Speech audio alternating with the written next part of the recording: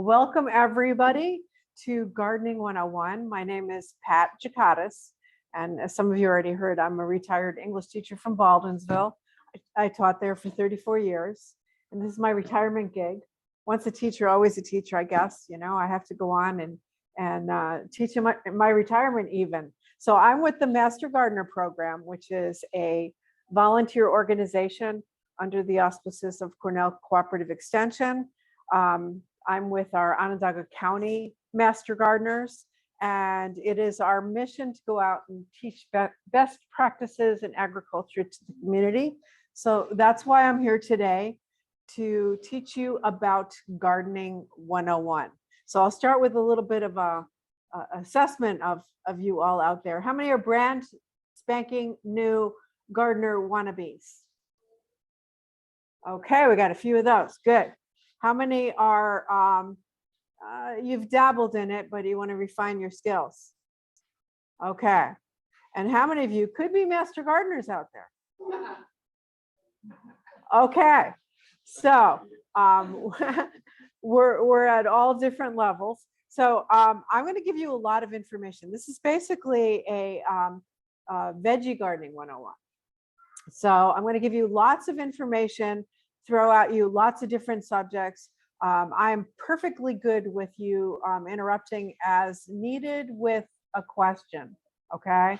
So if something occurs to you along the way, if there's a facet of what I talk about that I didn't answer, please raise your hand and I'll answer your question. So today we're going to talk about, this is my agenda. We're going to talk about, okay, so what do I have to do to plan that garden? When should I be doing that? Right now, start planning your garden. What do I have to do to prep that garden? We're going to talk about the different ways that you can garden. Some of us have unlimited space. Some of us are limited by space, and also what area of our yard is the most sunny. So we'll talk about what are your alternatives. We'll talk about preparing that bed to plant. What should I plant? And when should I plant it? That's a very big portion of what I'm going to talk about today. We'll talk briefly about this thing called succession planting, which those of you who are newbies, don't fret if there's lots of stuff that, you know, if you want to grab onto a couple, 2, 3 things that you want to concentrate as a newbie, do so. For those of you who are seasoned gardeners, succession planting is something I didn't get into until I was rolling after a couple of years. And it's a really good way to extend your season. We're going to talk about when I plant using a seed versus a seedling. And then briefly, we'll talk about caring for the garden, which is a ongoing process and a whole nother presentation. So why do we garden? Well, let me ask you out there. Why do you garden, or why do you want to garden? Love vegetables. Love vegetables. We want to keep it organic. Perfect. Okay. So the first response has to do with those physical products that we grow, the vegetables and the organic, steering away from all the pesticides. And that's what we'll talk about today. But there's a lot of other benefits to gardening. It's just getting out into nature, smelling the fresh air, being in the sun, doing some exercise, especially at the beginning of the season when you got to turn over those beds and haul those bags of, 20, 40 pound soil or whatever. So there's exercise involved. There's actually studies that have been done that prove that there's a substance that's emitted when you have your hands in the dirt that is a de-stressor. So it's a good anti-anxiety thing, gardening is. It's a great thing to do with your family. If you have little kids, it's great to teach them where and how a potato grows and how do I harvest it at the end of the season. Or if you have grandchildren, I've introduced my little grandchild to gardening from a young age. So there's lots of good reasons to garden. So I will start, especially for your newbies, with what I did wrong at the beginning of my gardening journey. All the things I did wrong. So you have to pay attention to where you're going to put that garden. When I first chose my spot, I moved from a little postage stamp of a yard in Baldwinsville to 2.5 acres out in the country. And I thought, oh my God, I died and went to heaven. I have all this space and I'm going to put my garden here. Well, in the spring, I found out that that was a low-lying area. Guess what? When the snow melted, it was soggy, soaking wet, and I couldn't get into it in the spring. I also, because I was so excited, I chose a garden space that was way too big. I got that rototiller guy to come in. He rototilled my huge garden, and it was too much for me to deal with. So bad location. Poor soil is something that you have to take into account, especially here in upstate or central New York. How many of you have clay? Yeah, clay is an issue. Some people have a lot of rocks, a lot of sandy soil. So, and some people, maybe you've bought into a situation where there's a garden used to be, but you don't know what that soil is. So you got to assess the soil. I mentioned the garden too big to manage. Here's another big time error that new gardeners make, and that is I put everything, I got this little teeny seed, or I got this little teeny seedling, and I plant things, not considering the fact that that little 3x3, 3-inch by 3-inch seedling is going to be a 3-foot by 3-foot plant. So you don't want to plant too close together. Growing vegetables you don't even eat. Grow things you want to eat. And planting everything at one time and then having nothing. And we'll talk about that with our gardening calendar and also that succession planting thing. So everybody knows that a garden needs sun, and everybody knows that a garden needs water. But there's two other very important things that a garden needs: nutrients. We need nutrients in that soil, either there already, or if not, then what do we put in there so that our vegetables will thrive? And we need airflow. So airflow is something which, goes back to that, know the footprint of your particular vegetable that you're growing, because if I don't have airflow, then my vegetables are going to be prone to diseases. Okay, so before you start, you heard me say that you want to consider the size of your garden, but smaller is going to be the mantra for the beginning gardeners over there. Smaller is better. Each year as you gain knowledge, you can increase your garden. You want to also assess how much sun that particular spot gets. So watch it during the course of the day. Maybe you get morning sun only. Maybe you get afternoon sun only. Maybe you get sun all day long. So assess your sun so that down the road we can talk about what you can put in that garden, depending upon how much sun you get. Make sure that you're close to a watering source. You don't want to be lugging water cans out to that garden unless that's part of your exercise routine. And we'll talk about the gardening style. Are you one that has unlimited space? Good for you. Are you one that maybe your only sun is on your deck? Does that preclude you from gardening? No. You can do this thing called container gardening. And we'll talk about my personal favorite way to grow, which is in raised beds. Anybody grow in raised beds? Okay. What do I have to do to that soil to prepare it for my vegetables? And what should I grow? Okay, so here once again, I'll repeat that mantra. Smaller is better when you're starting out. Smaller is better. A 10 by 10 plot is plenty of space to provide vegetables for you and your family throughout the course of the summer. 10 by 10, not so big.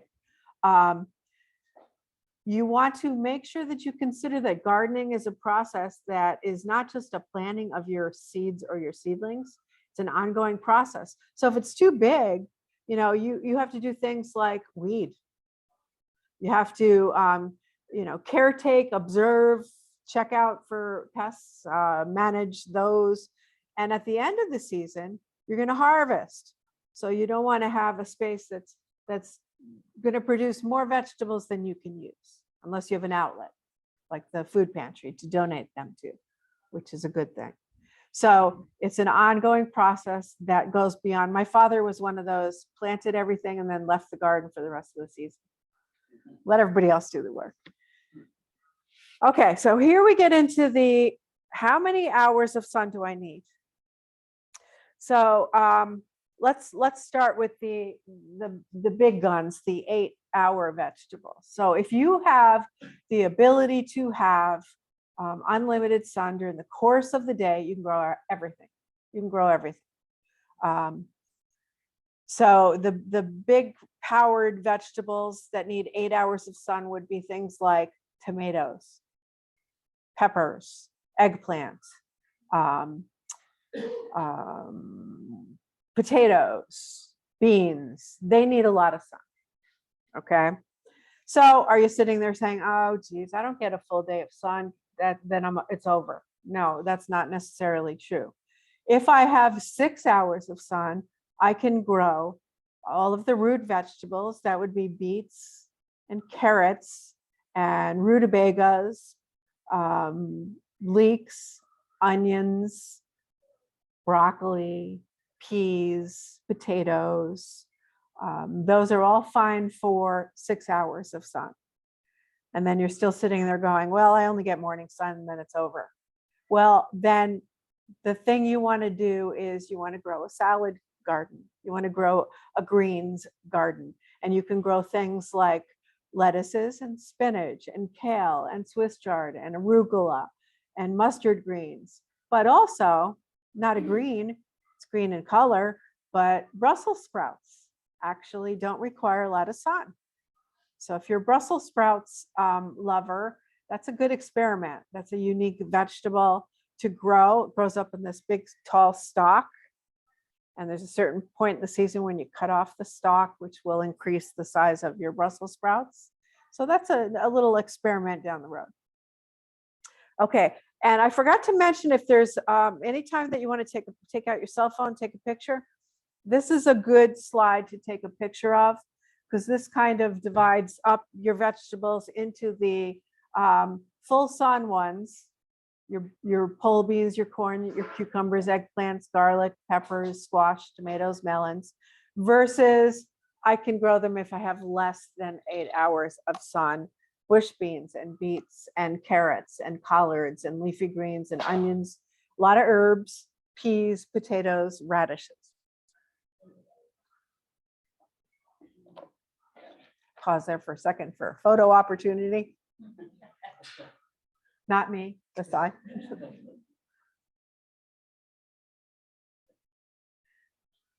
Okay, any questions so far?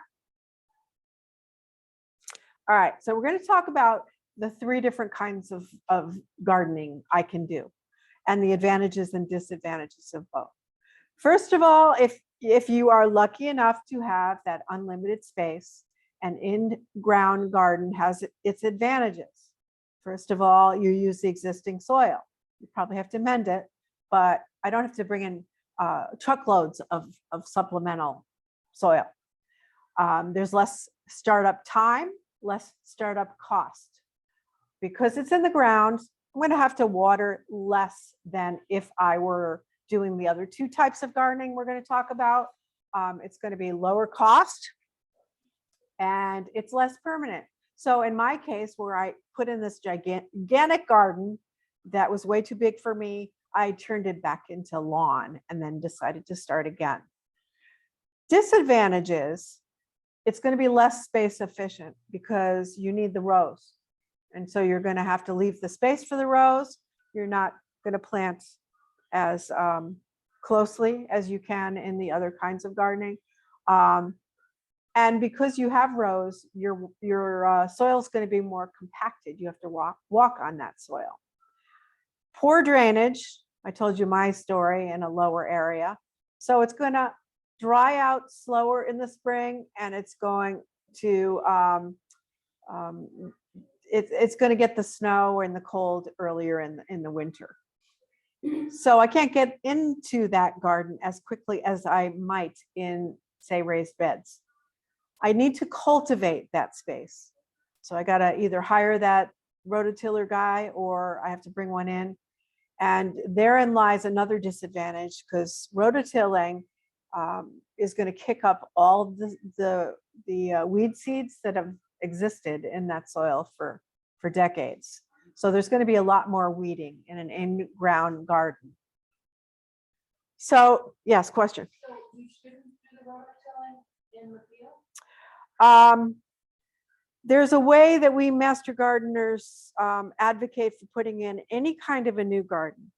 And that is the method of laying down cardboard or multiple layers of newspaper, and then bringing in your garden soil, your compost on top. And thus, you don't have to dig. You don't have to rent the rototiller, and it doesn't kick up the weed seeds. Because that's the problem. Yes, exactly. Depends upon what you're, I'd say a bunch of yards, and we're going to talk about how you can do that cheaply. Okay. Down the road, we're going to mention that. Okay. Anything else on that? Okay. So my favorite way to go is the raised beds. For so many reasons. First of all, it's a more efficient use of space. I don't have to have rows between my vegetables, because I'm just doing a 3 by whatever or a 4 by whatever. I can reach in there on both sides, so I can get more vegetables for my buck in there. There's better drainage, so my raised beds dry out way quicker in the springtime than in-ground gardens do. I can get in there next month and plant my peas once I can work that soil. There's no compaction. There's very little weeding. And I can really start with a pristine combination of what I need to grow, whether it be soil, compost, manure, organic material. I can bring it in and be ready to go. It's more accessible. And you'll see a big trend lately as we baby boomers get older, those raised beds get taller, so you don't have to lean over. Now, the disadvantages are going to be that, first of all, you have to invest in the material. But once you do that, it lasts for years. I used initially tamarack, and now I'm using hemlock, big planks, cedar. But then you can use stone, you can, salvage material. You just don't want to use anything that's treated for your raised beds. And you do have to bring in that soil to fill your beds. Okay, so the other thing that is appealing to people that don't have either a lot of space, or maybe they want a garden that they don't have to bend over to. So you can do one on your deck. You can use containers, and containers are a great way to grow. A lot of vegetable seed companies have gone towards developing varieties that are made specifically for containers. So look for those containers. Really, your imagination is unlimited and what you can use to grow your vegetables in. I've seen lots of containers using pallets and sticking material in those spaces and using those. Great way to grow herbs, by the way. So the advantages are that you can put it in a sunny space. So if that in-ground garden is subject to the afternoon shade, you can put it in a sunny space. You don't have to cultivate it. It's weed free. It's portable even. So if you want to follow the sun during the course of the day, put them in a wagon and follow it around.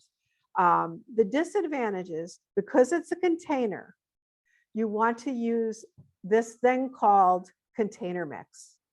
Okay, you don't want to use if you go out there and you see this bag that says gardening soil, and you say, oh, I'm going to make a garden, I'm going to buy this bag of garden soil. I had a friend who did that, bought garden soil, put it in a container, bought some tomato plants, and it strangled those tomato plants, because it's really, when you pick up that bag, what do you notice? It's heavy, it's dense, it's going to strangle those roots, and it's not appropriate for containers. So container mix is what you want to use. Now, since you're doing it, it's a lighter mix and it's in a container, you're going to have to water more frequently, especially in the middle of the summer. Sometimes you have to water it twice a day. And because you're watering twice a day, you're going to leach all of your nutrients out of that soil. So you want to fertilize more frequently than you would in either the raised bed or the ground. Okay. And I'll tell you about some of my favorite organic fertilizers down the road. Sure. Yes. They asked, what about raised beds that are 4 feet off the ground? My veggies didn't do as well in them as the ones on the ground. Any thoughts as to why? Were they 4 feet from the top to the ground, or did they have legs? So ask the person to specify, because sometimes when they have the legs, okay, so when they have the legs and then the raised bed, it's more shallow, and that's the issue. Okay. All right, so did I skip one? All right. So what do I have to do to prepare my soil? Well, first of all, I would recommend, and did you all get it? You all got a handout that had a whole bunch of links. The link you see on the bottom of this slide is a link to a very good soil testing organization that's pretty economical. You know, it's going to be less than 20 bucks. And what they do is they have you go out and collect the samples of the soil. They'll tell you how, and then they'll send you back a printout that will tell you exactly what you have, if you have too much of something, what you need to add. So it's a really good place to start if you've never had that done. Okay. If you're doing raised beds from the beginning, and because you're going to add stuff in there, that's all. What if you already used the raised bed last season, and then you've got the same soil in it from last season? So you have to, you know what I mean? Test it then? Like identification. Okay, so the question was, what if you have a raised bed, which was new last year, and do you have to test it the next year? Well, my question would be, would you fill it with? Too many plants. Well, I mean, in terms of soil. Like an organic soil. Okay, so if you filled it with an organic soil, I would say you don't have to test it right now, but I might throw in a bag of like composted manure or something. Okay, every year I add. Kind of give it back some of the nutrients that have been Exactly. down. Yes, yes. Every year I add a little new to my raised beds. See, I just bought topsoil from True Value or somewhere, you know, those bags of topsoil. Topsoil, okay. So A lot of money, but I filled up 4x8 bed. with topsoil, okay. Topsoil is not going to be as nutrient filled as if you were to get garden soil. So I would say you might want to test it. And I would say you definitely want to add organic material. Because when I was a newbie, that's what I did. I did topsoil. And the thing you might also notice is that your topsoil after a year of gardening gets very compacted, as opposed to if you fill it with compost. So I would, and I'm going to tell you where to go for cheap compost and kind of work that in there, and it'll help the till of the soil. Okay, so I don't know if the online people heard that the question was, he had filled his with topsoil, and topsoil is something that needs to be amended. Even, if you do topsoil, even the first year, you should have kind of worked in organic material as well. Some questions from Mr.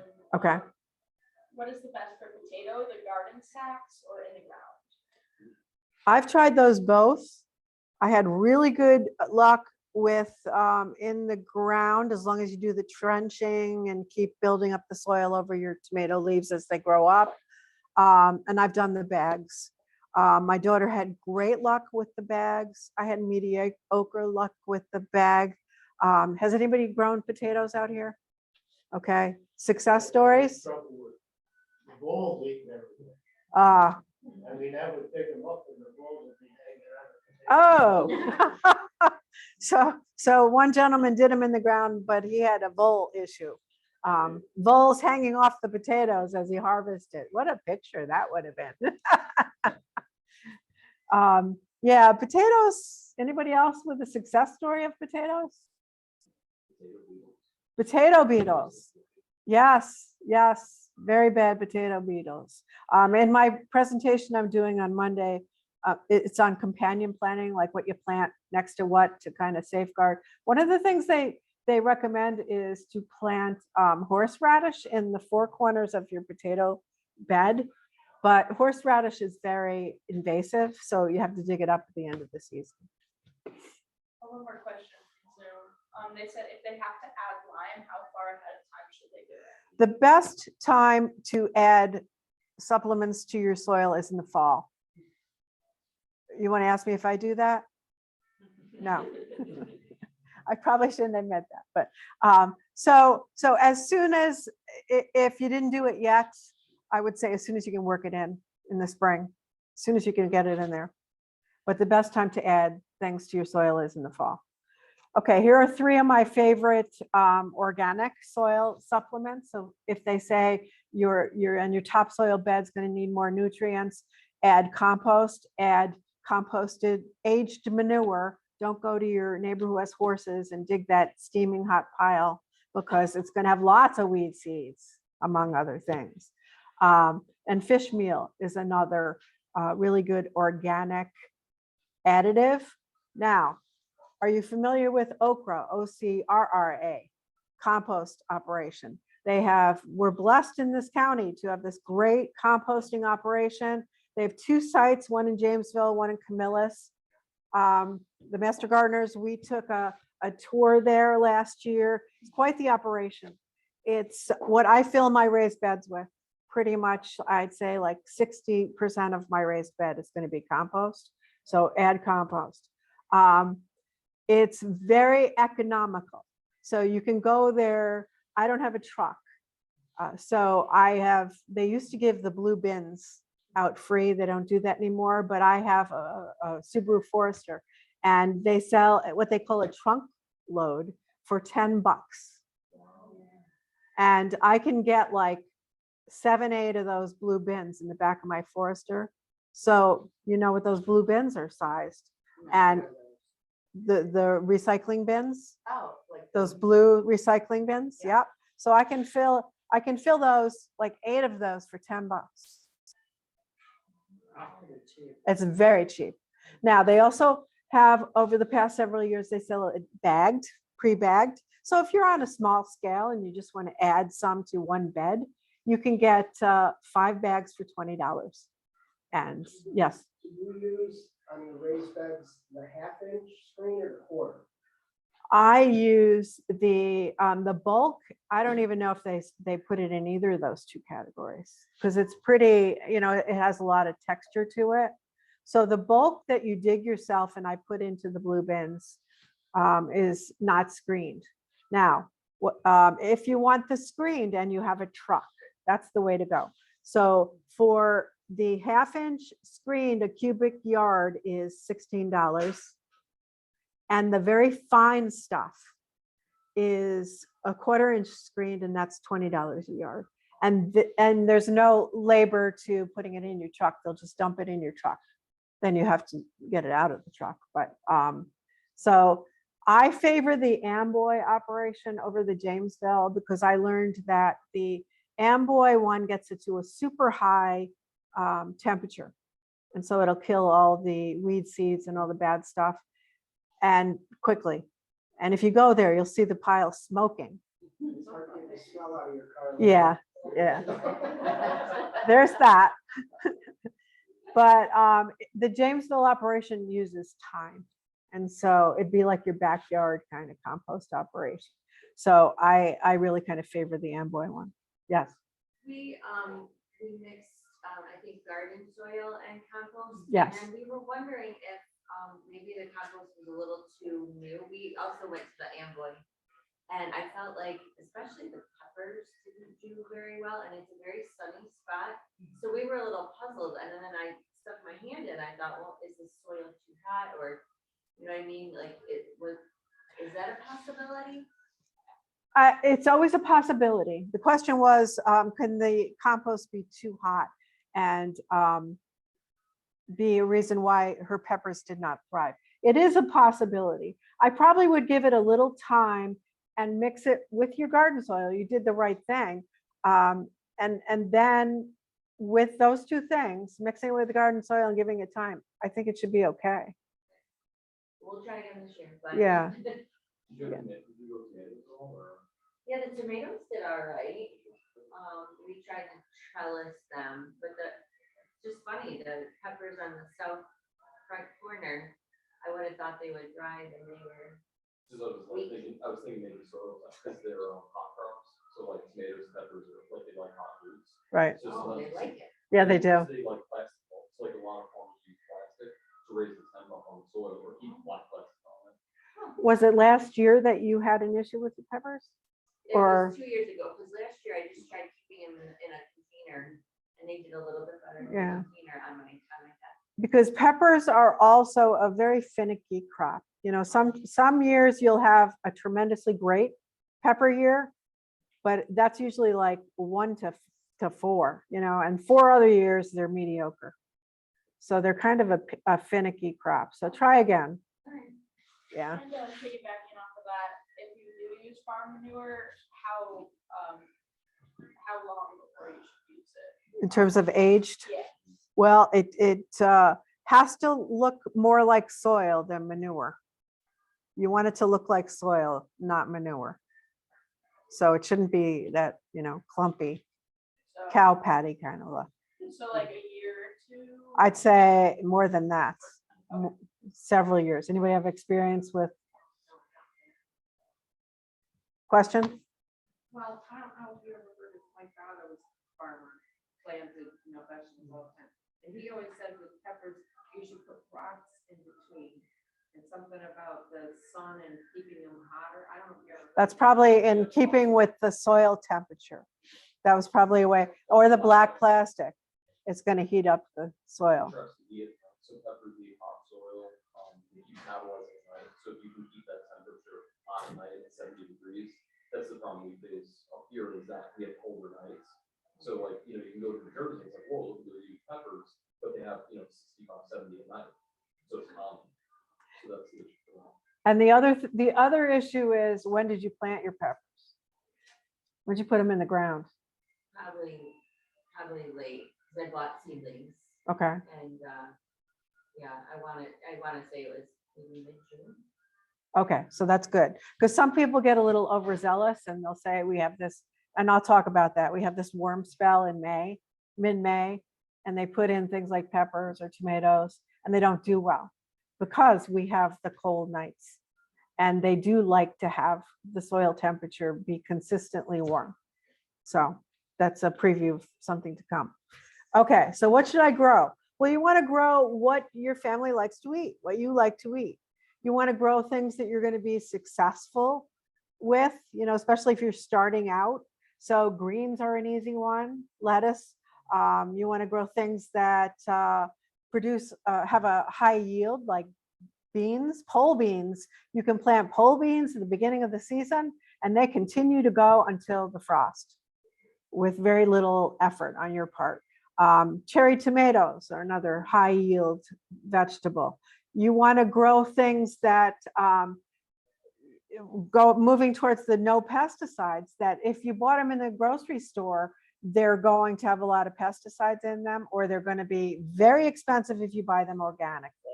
So there is this list that comes out every year called the Dirty Dozen. You're familiar with this? The Dirty Dozen is a list of 12 fruits and vegetables that have the highest residual pesticide on it. And the ones at the top of the list have like hundreds of pesticides on them. So you want to, there's another one you can take a picture of. This is hot off the press, the 2023 version. The vegetables that you want to grow so that you don't have to deal with pesticides are spinach, all the greens, the collards, the kale, the mustard greens, the Swiss chard, all of those lettuces. Down the list here, bell peppers and hot peppers are high in pesticides. And new on the list this year are green beans.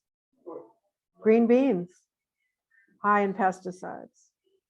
So you want to grow things that you don't have to buy them in the store. Just quickly going back to the compost for a second, somebody was asking if ground up leaves make a good compost. Ground up leaves make a really good mulch. That's one of the things I do at the end of my season.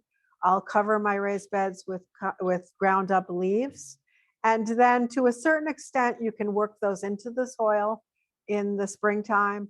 I put a pretty heavy bed layer of leaves on my bed. So I'll work some of them into the soil, and then I'll just throw the rest into my compost pile to create compost for the next season. Yes.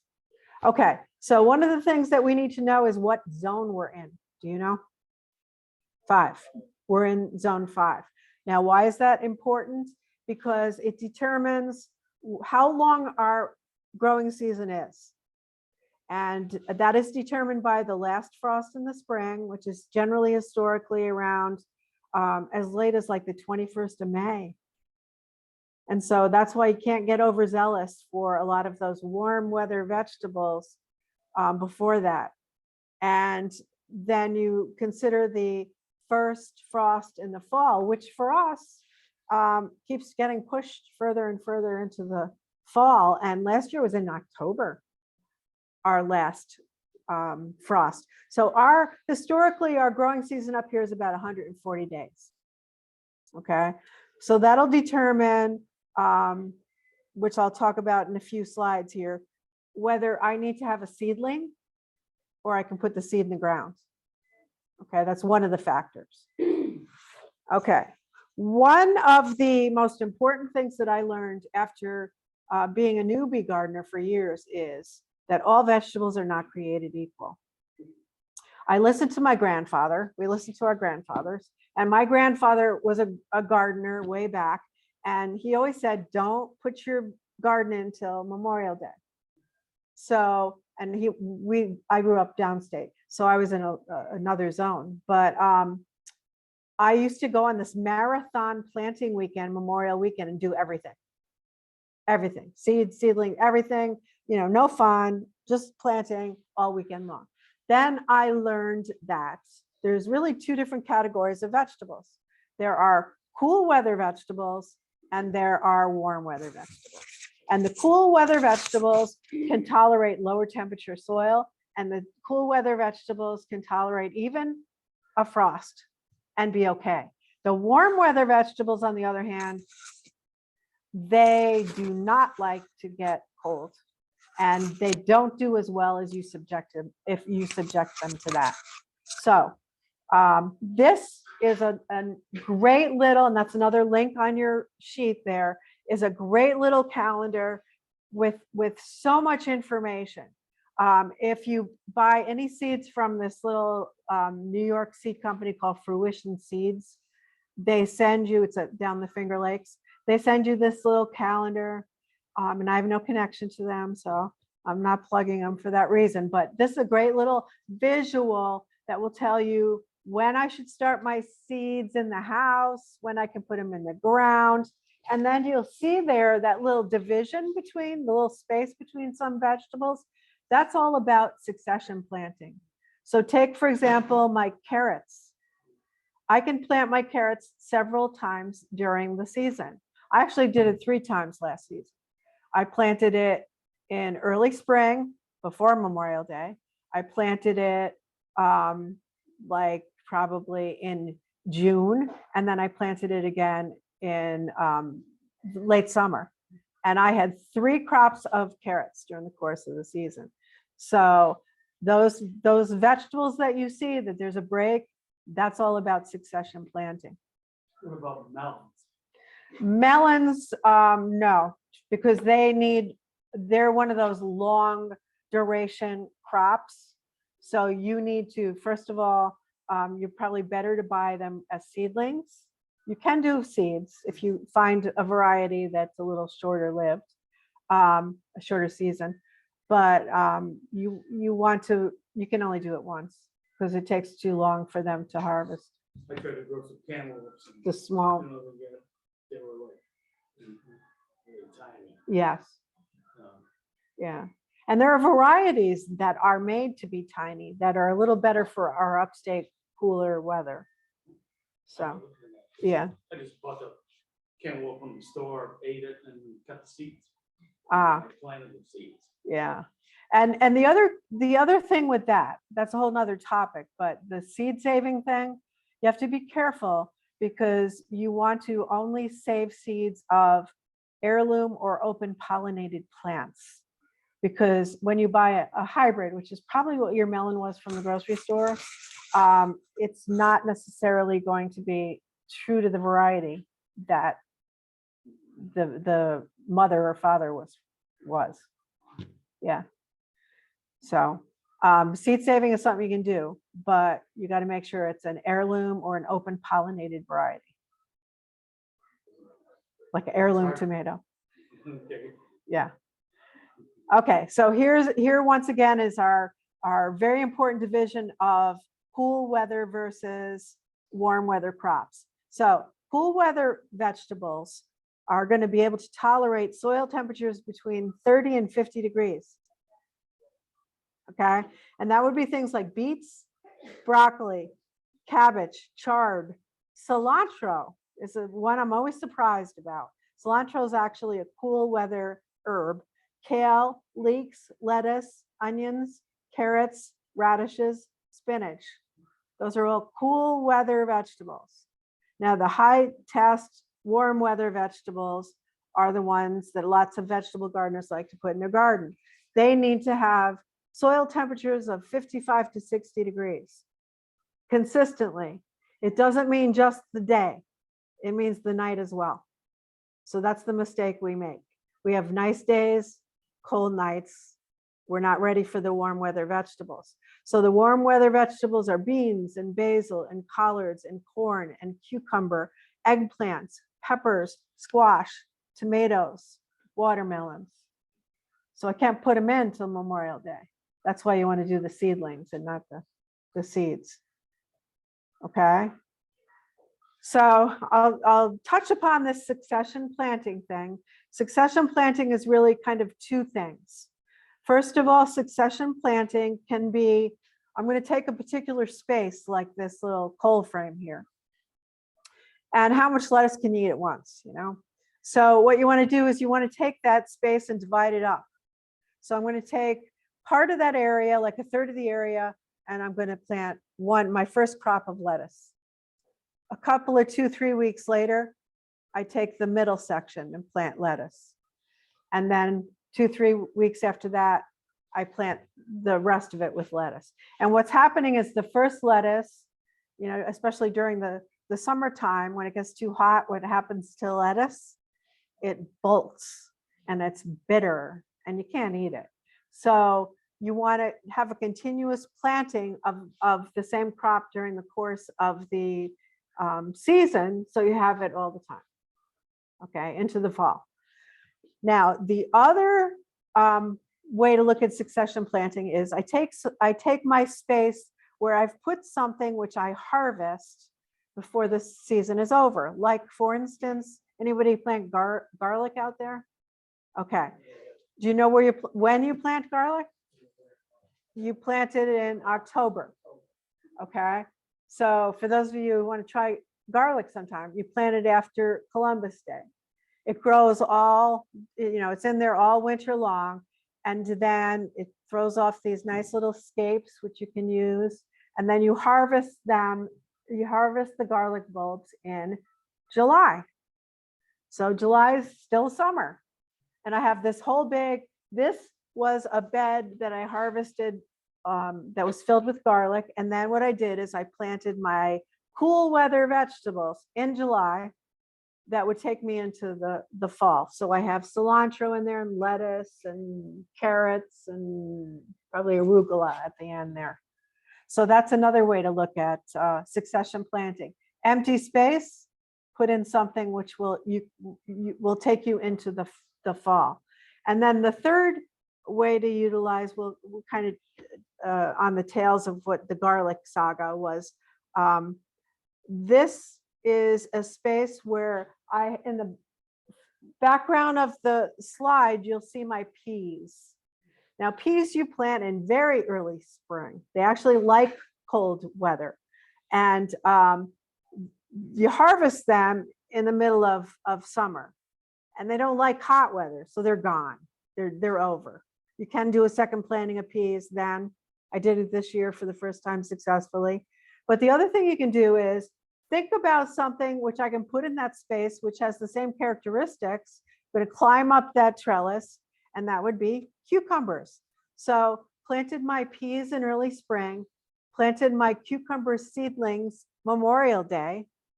When I pulled my peas, my cucumbers started to climb up the trellis. And so I used that space twice for two different vegetables. Somebody has a question on Zoom. Okay.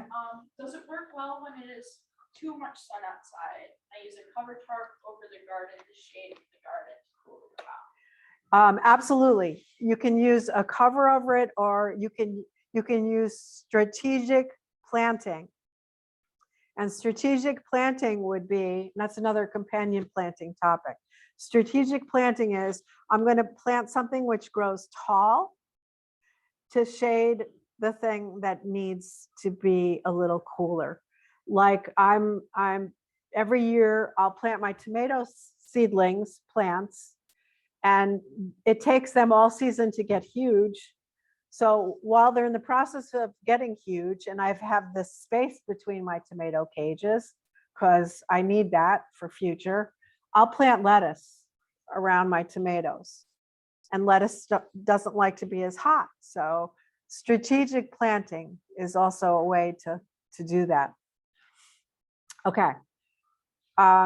This is another slide that's a really good one to take a picture of. This is down the road when you want to continue your garden into the fall, and you forgot what that person said at the gardening seminar you went to.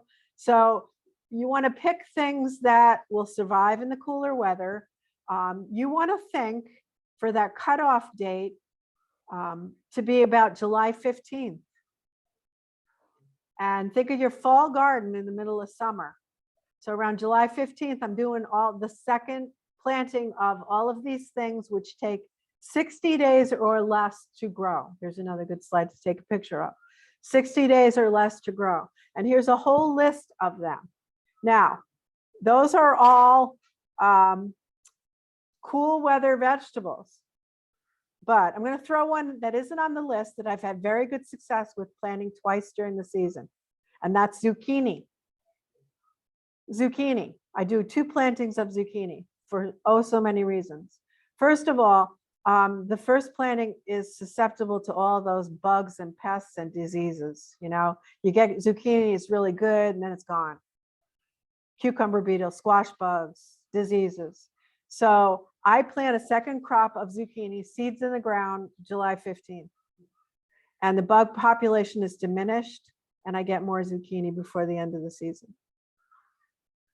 So that's a inside tip.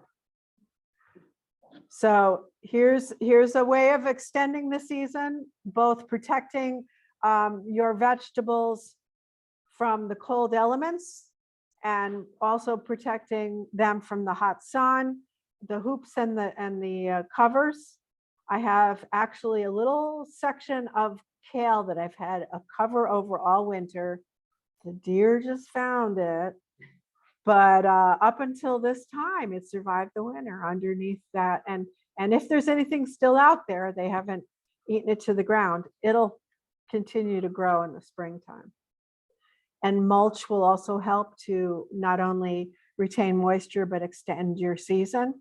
You know, you got the fall planting in there, the carrots, etc. You cover it up with mulch, protects it from the elements, extends your season. What type of mulch are you using? I use to the greatest extent, I use organic stuff. So I use leaves over my garlic all winter long. I use straw. If you can find organic straw, that's great. I use grass clippings, as long as your grass is not treated. You can use grass clippings. People say they use cardboard, newspaper. What's your theory of wood chips?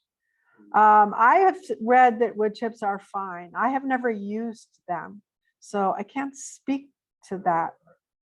I'm a complete sand. I mean, when I first started my garden, the water would just run off and run down. It was terrible. Now, I got all kind of earthworms and everything. My soil is real. It's almost like topsoil from just leaves and wood chips. And Cool. I use cardboard in all my rows, and I put wood chips on top of them. And then the following year, that's where I'll plant where my rows were. Okay, so you use that no-till kind of method. Well, I'm wondering if I should give the garden a good, I haven't tilled it in probably 5 years. And I'm wondering if I should give it a good till. I mean, I do get some grasses growing up, Yeah. but not much. Well, go look into this old book called No-Till Gardening. And even if you Google that, it was a trend in, decades ago that has been revived recently. And it's all about why not to till, because that tilling will just destroy the microcosms and all the, there's a whole network that's very important for healthy vegetables and earthworms. And I would say leave well enough alone and maybe not. Yeah, 'cause I just take a hoe and make a furrow now. Yeah, you're doing no-till gardening. You're very in vogue. You make one for Stewart a long time ago.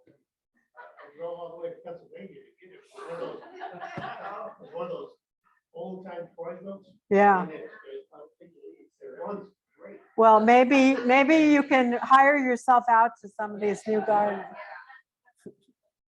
Somebody on Zoom says they use yellow plastic sticky cards and it stops a lot of the bugs from eating the plants. Yes, the yellow is especially supposed to be very good with cucumber beetles, which are the bane of my existence. They're because they're attracted to the yellow color. Yes. Okay, now we're probably going to go over time here. Do we have a time limit? Okay. So you've had great questions and continue to do so.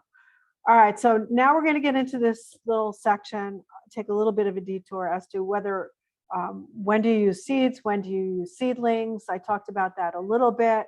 I tend to go with the theory of if it's a large seed, I put it in the ground. So corn, peas, beans, squash, pumpkins, cukes, melons, I put them right into the ground. I've done the start the seedlings thing with, your cucumbers and your zucchini, and found that it takes a while for those seedlings to adapt. So it's a wash, So I tend to just put the seeds in the ground and save yourself some money. Seeds, I didn't talk about this, but seeds last quite a long time.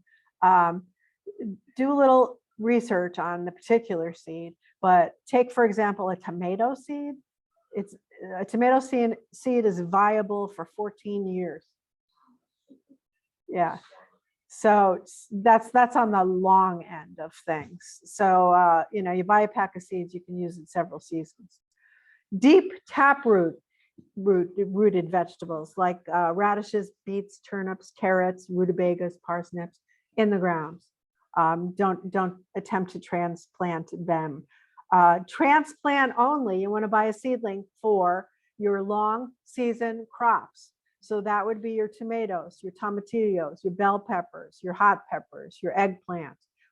Your melons. We just don't have a long enough growing season here. So you want to buy transplants of those vegetables. And then you can do either for broccoli. I tried one year to grow broccoli from seed in the garden. I mean, it sprouted, but I didn't have a long enough time. Cauliflower, collard greens, cabbage, kale. You can do either. Onions, you can do either. So experiment a little bit with it, but you need seedlings for the ones that are long season vegetables. Now become friends. If you buy that pack of seeds, become very friendly with your seed packet, because it tells you all kinds of very good information. How many days till germination? Ideal temperature for soil. This says ideal temperature for this kind of honey nut squash is 70 to 95 degrees. Whoa, Nelly. Seed depth, plant spacing, one seed to the next. Is it frost hardy? No. How much sun does it need? 8 hours. So there's lots of good information on the seed packet. But if you're going out there and you don't know, you're looking at that big wall of seeds. What should I buy? What should I buy? Here's a little link on this slide that takes you to a Cornell site that recommends varieties for our area. So Cornell does a veggie trial every year, and they'll get results from the people doing the trial, and they'll recommend, oh, this particular green bean works very well for our particular area. So you can go in there, and that link is on your sheet too. And this label of AAS, which stands for, did I put it in here? No, I didn't. Oh yes, All American Selections. It's a nonprofit plant trialing organization, kind of like the Cornell veggie trials. And if a particular variety gets that label, that's a good indication that that's a pretty reliable variety. Okay, and I mentioned briefly that heirloom versus hybrid. The heirloom gets its name because it has a little bit of a history, longevity. I can take that seed and save it and plant it the next year, and it'll be the same as the parent variety. Hybrids are made to counteract a particular pest or disease. So we have a lot of good hybrids, but they're not going to be reliable if you try to save the seed and grow it the next year. Okay, here's a good little visual for how deep I should plant that seed. And one of the big mistakes that beginning gardeners make is they bury those little seeds and then they wonder why they didn't germinate. So just 3 to 4 times as deep as the longest part of the seed, but you have very teeny seeds like lettuce, like carrots are another one that, here's my little tip for that. What I do is I take those very little seeds and I'll sprinkle them in an area, and then I'll get a bag of seed starting mix, which is very light. And I'll just sprinkle it over the top of those seeds. And then I don't have to work them into the soil. I won't bury them too deeply. And I have seed starting mix over them. What could be better? Okay. So on the seed packet also may be these terms of, oh, plant them in rows, or no, you should band them, or no, this particular vegetable likes to be hilled.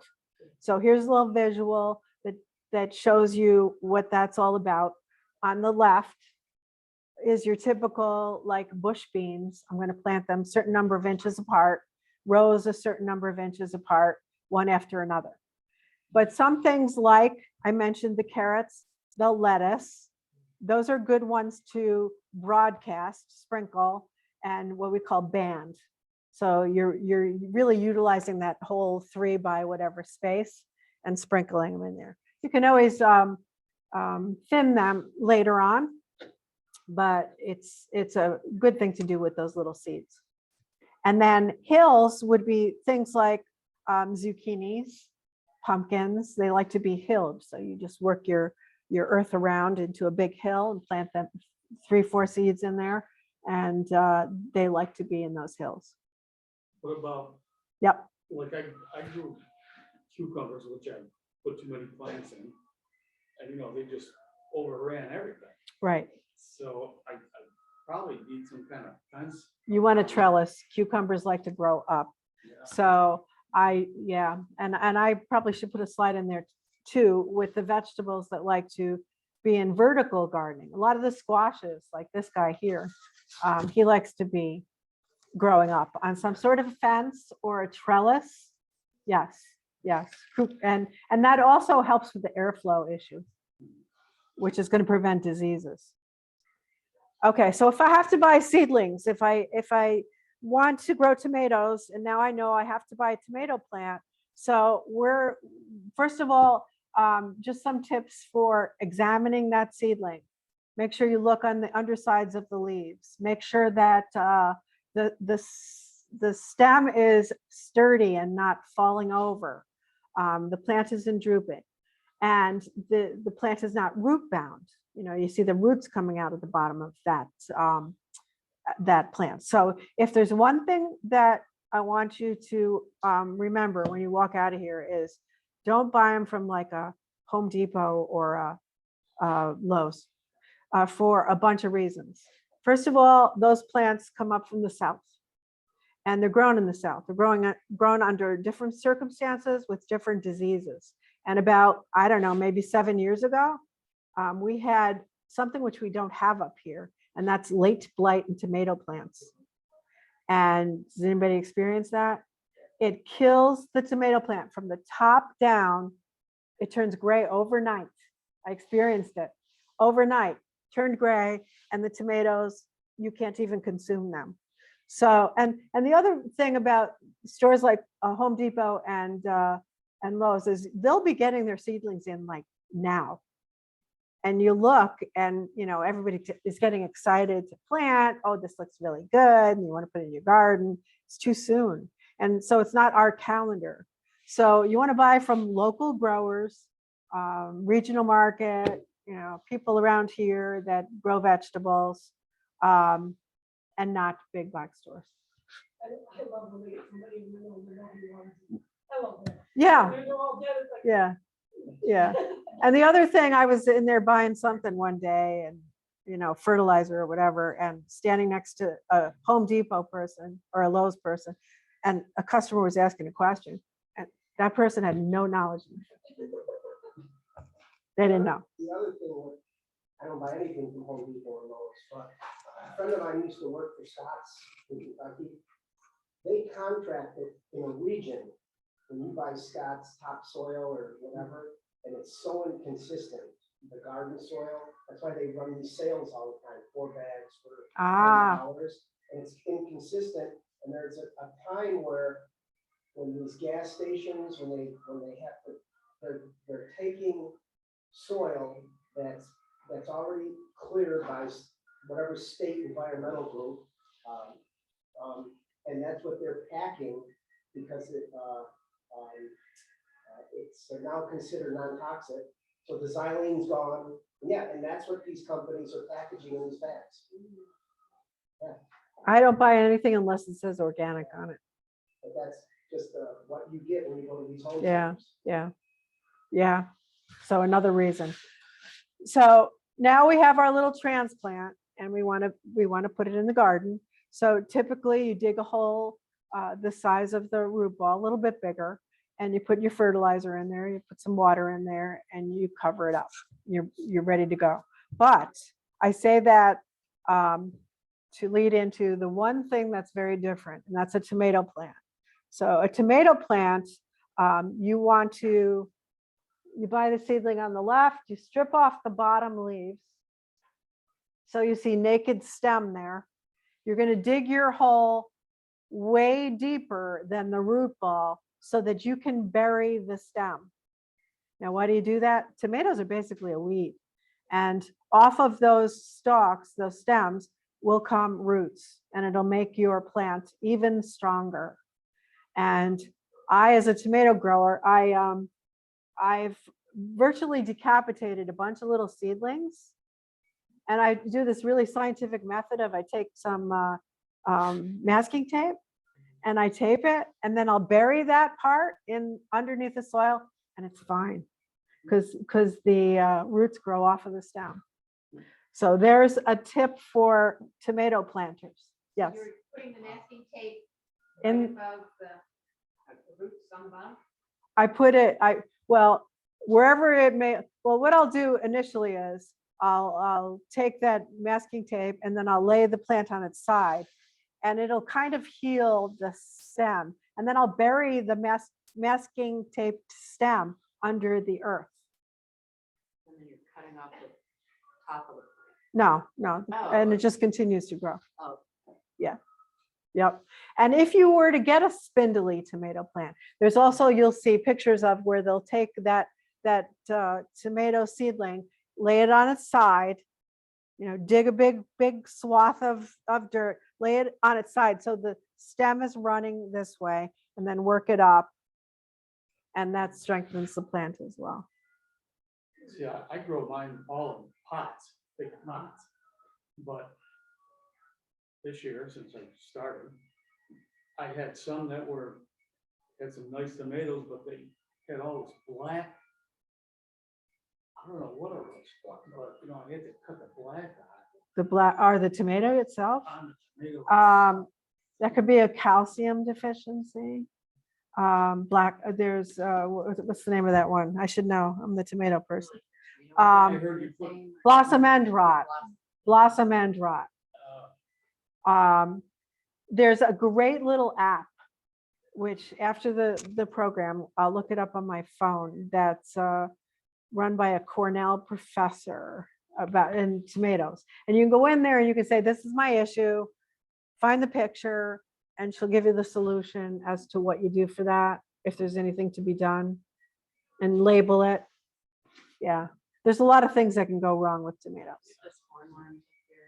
I never see, I have never seen a hornworm, but my friend in Chittenango, she has them. The tomato hornworms. Anybody see those? Man, they'll eat your plant Yeah, like I- overnight.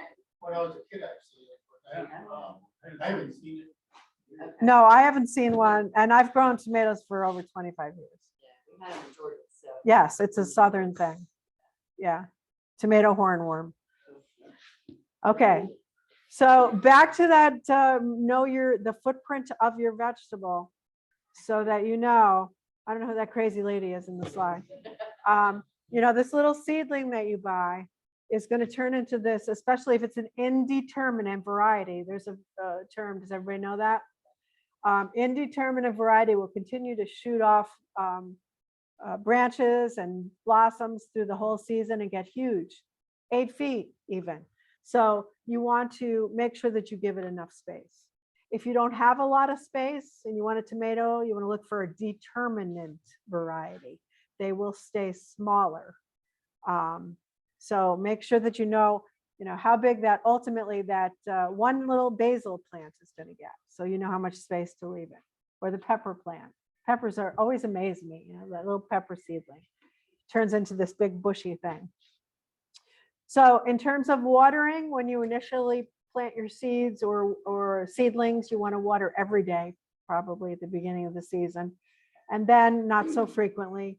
But your best time to water is the morning. In the middle of a blasted hot sunny day in the summer, when your plants are drooping, don't feel sorry for them and water them in the middle of the day, because it'll boil them alive. So you want to do it morning or evening is the second most optimum time. You want to water at the bottom of the plant. A lot of diseases occur when the leaves are wet or when the soil is splashed up onto the leaves. So try to water them in the morning. Here's a picture of my 3 favorite organic fertilizers. Not to say they're the only ones you can use. I'm sure there's more out there. The green bag is a product called Garden Tone. You can get it maybe even in this store here. Beaver Supply has it, Hafner's has it, you know, they all have it. It's Espoma is the company, Espoma. And they have a variety for tomatoes specifically. In the middle is fish emulsion, smelly, but very mild on your plants. That's a good one. I especially use at the seedling stage because it's not going to burn your new little seedlings. And then vermicompost is actually worm castings. And vermicompost has the same makeup as your fertilizers with nitrogen, phosphorus, potassium. That is perfect for vegetables. So, How often do you fertilize? okay, that's a good question. Now, my answer to that is in my raised beds, when I've added a whole bunch of organic material at the beginning of the season, I don't feel a need to fertilize, except maybe my tomatoes once or twice during the season, or my peppers. Okay, once or twice during the season. If you're growing in containers, you got to do it more frequently. I'd say once every 3 weeks or so, because you're watering more frequently. Yes. Someone on Zoom asked what kind of fertilizer would be best used on container olive trees. Container olive trees. Anybody grow olives? I'd say that that's a good question to Google, because I'm not an olive grower, and so I don't know what the combination should be best. You know, do they make a tropical one? Okay, so that's Espoma. That's Espoma.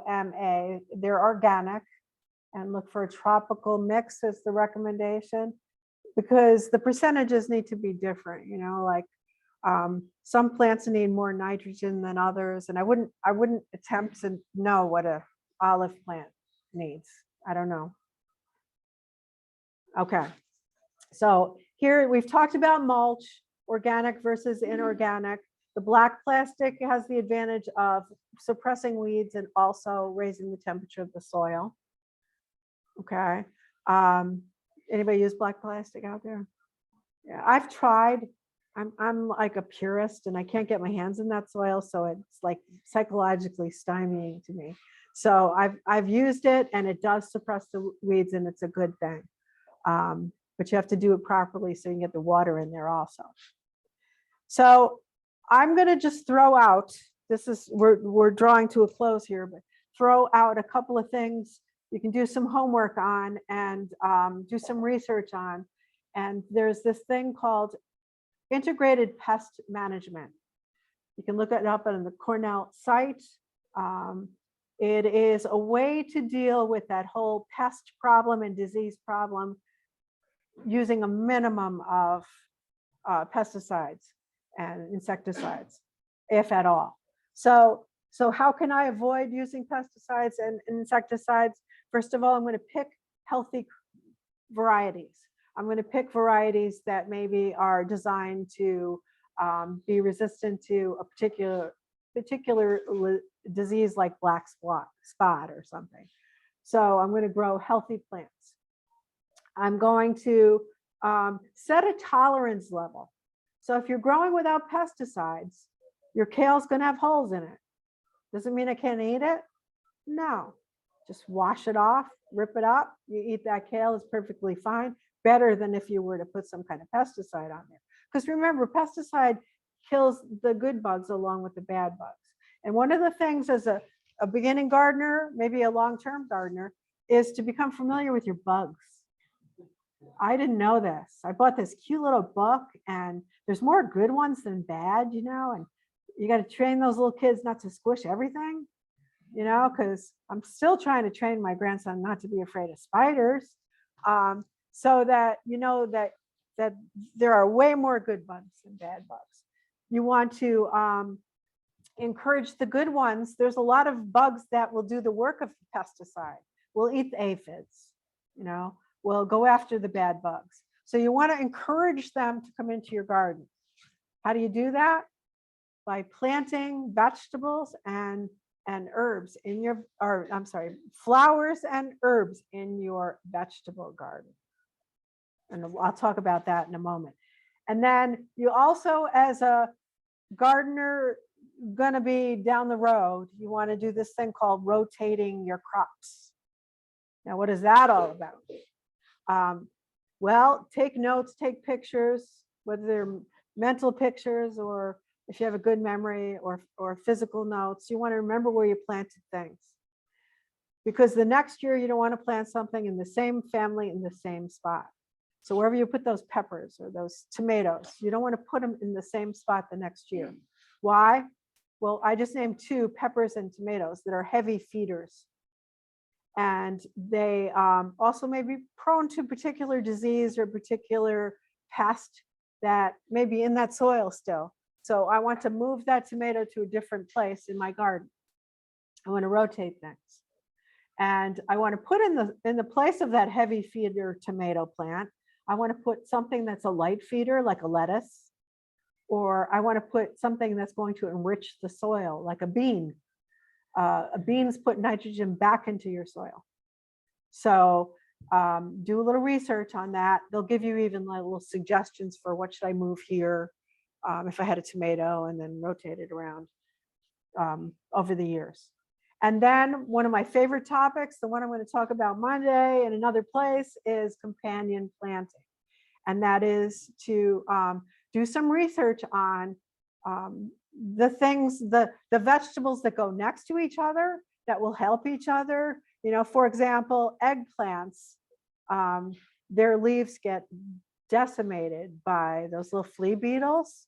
So they say to plant radishes around, because radishes, the flea beetles are attracted to radishes, and it doesn't harm the radish because the radish is underground, you can still eat it, and they'll lay off of your eggplant. The other thing is, I talked about beneficial bugs, and including the whole category of pollinators. Your flowers and your herbs will encourage those good bugs to come into your garden. So some of my favorite flowers to put into the vegetable garden are cosmos, zinnias, nasturtiums. Nasturtiums are a great one to put around your squashes, because they're supposed to deter squash bugs, and you can eat the flowers of the nasturtiums. And also marigolds are an all-star. They'll repel bad bugs and encourage pollinators to come into the garden. So do a little research on that. Pesticide free, which is what we started out this whole presentation with. So with that, I'll turn it over to any other questions. Dill and mustard green, they're good pollinators, but Companions? for pollinators, right? Yes. If you let the dill go to flower. Yeah. Yes. Yep. My biggest problem are Japanese beetles. What am I use the Japanese beetle traps. And you got to make sure you put it in the proper, I forget if it's upwind, downwind, it says on the package. And I just, I do the go out. Yeah, I pick them, throw them into, I squish them in my bare hands. I'm not afraid. Sunset, they're busy, so they're easier to catch. We had a contest, how many we can snack up into a bucket.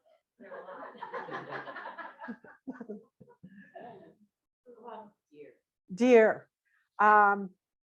That question came up at my last presentation, and somebody swore by dry blood. You can buy, Like blood beetle? yeah, in a bag. I mean, it's not gross or anything. I have a unique situation. I'm out in the country and I have 18 raised beds and I don't want to put a fence around it. So I use the fishing line method. Is anybody familiar with that? Yeah, I put the T-post, the metal T-post up, certain space apart. Then you take fishing line and you go at 1 foot increments and to way high, and the deer, will bump into it and freak out and go away.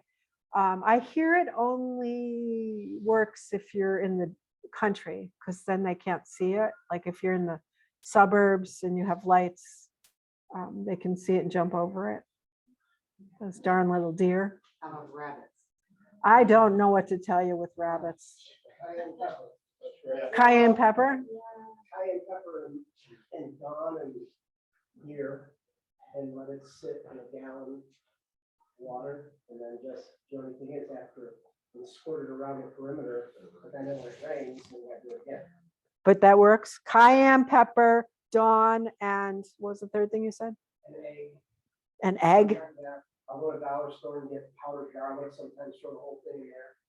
So it's the whole thing of cayenne pepper and powdered garlic, a beer, and an egg, and then a little bit of Dawn, and then fill the whole thing up with water. And, big, 2.5 gallon, that seems to, takes care of the woodchucks, the rabbits, it won't take care of, chipmunks. And you said you spray it on the perimeter. On perimeter. Okay. Real heavy on the walls, on the wood of the raised beds, around the perimeter of the garden and everything. And no problem with the deer, but biggest problem I have is can't do anything with chipmunks. Yeah. And somebody mentioned voles. Voles are another issue. Yeah. Someone on Zoom is asking, how soon would you start your tomatoes and peppers if you're doing them inside? Right now. I just started my tomatoes and peppers right now. They say, and that's another thing, if you want to start things, be aware of their calendar, tomato, and they'll tell you, start, 8 to 10 weeks before you put them outside, which is about now. But then, all vegetables aren't created equal. So you don't want to start your pumpkins and your cucumbers right now. Those are historically like 4 weeks before you want to put them outside. And then the grow lights too, right? And under grow lights. That's a whole nother presentation. Yep. I haven't grown broccoli in years, because our broccoli, when we went to cook it, these little worms appeared in the water, little baby worms. Oh, they're on broccoli. And that's just the nature of the beast when you grow organic? Yeah, Okay. absolutely. We just Put learned some to, like, salt on, put it in salt water, and just let it soak for a while. That's the name of the game with organic. Yeah. The white moth is actually one of the species. I hate that white moth because I can't ever catch it. You can't catch it. I have tried.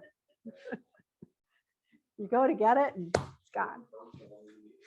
Yeah. Okay, any other questions? Well, thank you for being patient. I do have